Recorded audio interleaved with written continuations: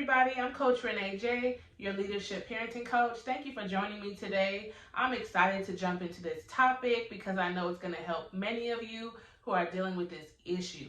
So this month I'm giving you tips and strategies on how to be successful in parenting with a narcissist, right? A narcissistic parent or a narcissistic partner, okay? And this is whether they are a narcissist, a full-blown narcissist, or someone who has narcissistic behavior, okay? I want to start off by saying, when you are married to a narcissist, right?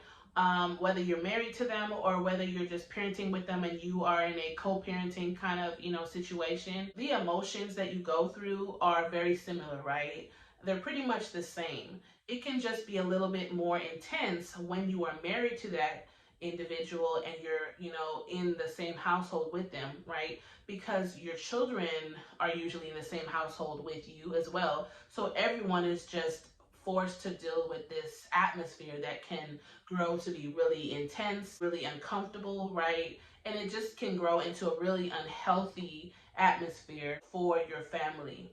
Everyone's kind of walking around on eggshells, or when that certain parent comes home that has those narcissistic characteristics, everyone just is kind of like, not knowing what to do, right? Because they may get angry, at the drop of a dime, or you just never know if it's a good day or a bad day. Or maybe they're the kind of person that it doesn't take them very much to just begin to argue and fight because they're so emotional, right? Because they always seem to have a chip on their shoulder, and it's always someone else's fault for the most part. It's always someone else's fault, right? So this kind of atmosphere that's created by this narcissist or this person with narcissistic behavior, it can cause everyone to just really be on edge, right? So whether you're a parent that is parenting with someone that is like this and you're with them all the time, right? You're married to them, and you're living in the same household, or whether you're co-parenting, it can be equally frustrating, right? It can be equally aggravating, and you can both feel the same level of discouragement.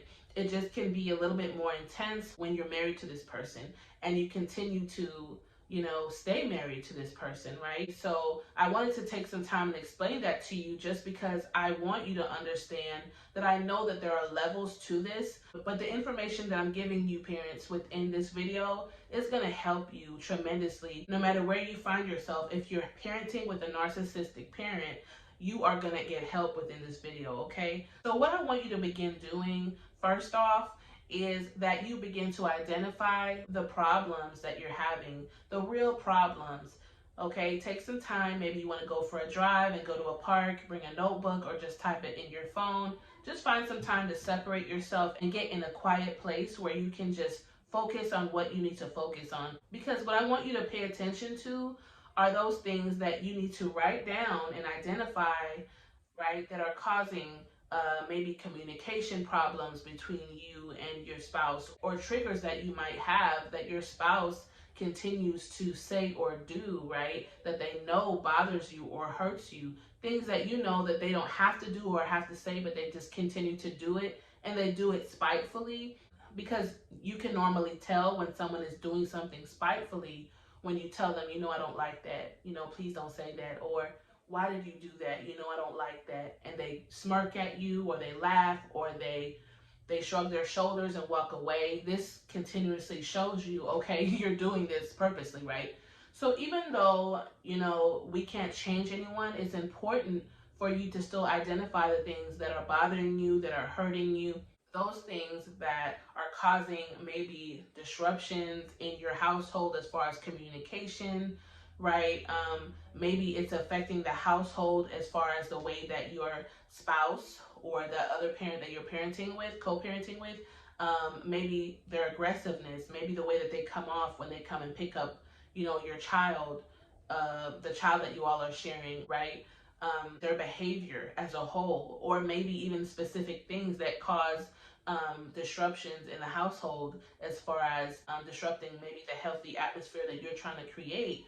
All of these things need to be written down, and you need to really take time to focus on what you want to talk to your spouse or that other parent that you're co-parenting with, about. You want to know what ground you need to cover with them, because I don't want you to think, well, they're always going to be like this, or they've been like this from the time I met them, or, they've been like this from the time they were a child. Their parents used to tell me stories about them, and they're still that way, so I don't expect them to change. It's really not about that. What it's about is holding them accountable. Because even if you think about things as far as even on a job, right? Um, if you have a job, no matter if you have always been the kind of person that doesn't like to take instruction, or you feel like you're always right, or you like to have the last word, or you don't like, people, you don't like to feel that people are attacking you, so you hate, being called into the boss's office, right? You just kind of just get stirred up when they do that, and you get really defensive and you get in an argument with them, right? Regardless of if that's always how you've been, right, from the time you were a child, the truth is your boss or your manager is still going to have the expectation for you. You're still going to have to be accountable to them, right, or your team leader or whoever it is, right, that is above you, right, or even be accountable to your team, right, because everyone has to learn how to work together. If you're, on a job where you are encouraged to have a healthy work environment and a safe, emotionally safe, workplace, right? Everyone is held to some kind of accountability. Everyone's not just free to do whatever they want to do. So what I'm telling you is, it's time for you, if you have not been doing it, to begin to identify the issues that are going on within your household, right? The problems that you've been having with parenting with this person, right? That has narcissistic behavior, or is just, a full-blown narcissist. And you have to stop allowing them to just get away with things and not say anything, right? Because the truth is, as much as you may say that you want things to change, as much as you may want your household to heal or your family relationships to be restored, right? That's not going to magically happen. It's going to take somebody standing up and saying, you know what, this has to stop, right? So, what this can cause that other parent to do is begin to look within themselves, if they love you, if they love their family, right? And say, you know what, I don't want to hurt my family. I don't want to hurt my spouse. I didn't know that what I was doing was having such an effect on everybody or on my spouse, right? And something else I want you to be careful of is, don't drag the kids into it, right? Because this is something that we can end up doing without trying to, trying to stir up trouble or trying to start more problems in the household. When we have an issue with our spouse, whether you're the husband or the wife, right? You don't want to drag the kids into it, right? Because if you have a spouse that's already aggressive, right? We're talking about narcissistic behavior, okay? If you have a spouse that's already aggressive, already self-centered, they point the blame and start arguments a lot. It doesn't take much for them to get upset about things. They accuse people in the household of things that they didn't do, or they blow things out of proportion. Even with the children, imagine what's going to happen if you make this list of problems that you need to address with them and concerns that you need to address with them, right? And then you add into that you're affecting the kids because our son told me this the other day, or our daughter told me this the other day, right? No. So you want to leave the kids out of it, because what's going to probably happen is, after you have this discussion with them, they're going to be angry with the kids. More than likely, they're going to be angry with the kids. So my suggestion to you is, when you mention the kids, when you mention the children or your child, if you only have one child, what I would encourage you to do is tell them what you notice, right? Don't tell them what anyone said, right? Basically, just tell them what you notice, right? From your observation, but don't tell them what anyone has said in particular. Because let's be real, right? Let's be honest about it. If your child does not feel comfortable enough, does not feel secure enough to come to that other parent, right, and tell them how they feel, what they notice, what they see, ask them questions, about what they're seeing, about what's going on. If they're seeing arguing or fighting, or you not talking to them not talking to you, whatever it might be. If they don't feel comfortable coming to them, especially if they see that they're easily provoked, it's easy for them to blow up at everybody. What child wants to deal with that, right? You're a child. Even us as adults, right, can be intimidated by someone who has that kind of attitude, right? And so we don't want to put our children in the middle of that. We don't want to, tell our kids, well, didn't you say this? And didn't you say that? And you know that you did this and you know you feel the same way. Well, they're children. And so we don't want to bring them into that kind of conversation. If that other parent does not want to take ownership, right, of what they've been doing, what they've been saying, how they've been acting, how they've been contributing to the frustration within the household, right? The bickering, the fighting, the division, whatever it might be, right? You can't make them see it. You can't force this upon them, right? But you can first write down your observations, right? And then voice them, right? That's number two. You voice your concerns to them, right? Share your observations with them. And number three, the last thing you want to do is offer support to your spouse or to that other parent that you're parenting with. Let them know, hey, you know what? I'm not giving up on us. I'm not giving up on this relationship, this parenting relationship, right? If you're not married, I just want you to hear me out. And I also want to know if there's anything that I can do to work with you better, right? Anything that you need from me. Because it's so easy to say what the other person is doing, but sometimes there's something, right? Even if it's one thing that we're doing that we can do differently to help the process of this, parenting journey with this other parent to go smoother. Of course, we're going to have bumps in the road, right? Of course, we're going to have issues and problems and misunderstandings, right?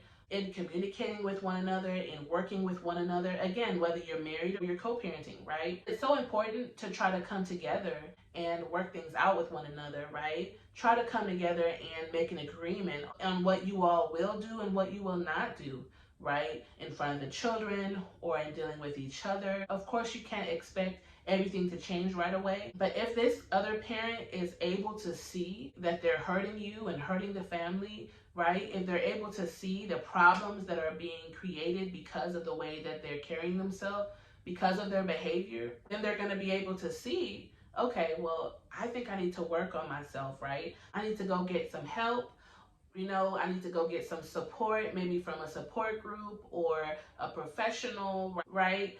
They're going to be able to see, hey, I want to be better because people can change. I've seen it. I've seen it with my own eyes. Even people with narcissistic traits, I've seen them change. But it takes time and it takes that person, having the mindset that, I don't want to hurt my family. I don't want to hurt my spouse or people around me, right? Even the other parent that I'm parenting with, I don't want to do this, right? And then there are times when they go and get the help that they need or they will receive help that's being given to them. But don't just give up. If you're in this kind of situation, don't just give up. I would encourage you, don't shut down emotionally, right? And just begin to say, you know what, what's the point of even trying? No, your family is counting on you, right? I always teach you this. Your children are looking for you to lead them, right? And they're depending on you. They're depending on us as parents to provide everything that they need, right?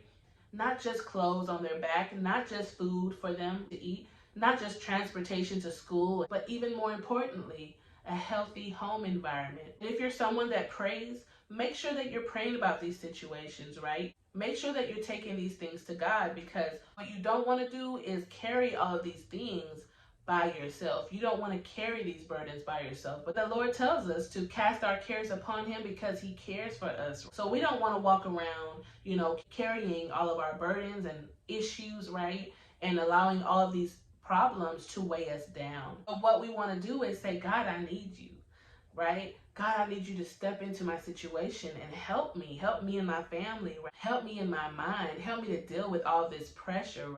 Reach out to me as well if you need coaching in this area or in other areas within your parenting journey, but especially this issue. Go ahead and reach out to me. I'm ready to work with you because you and your family are worth it.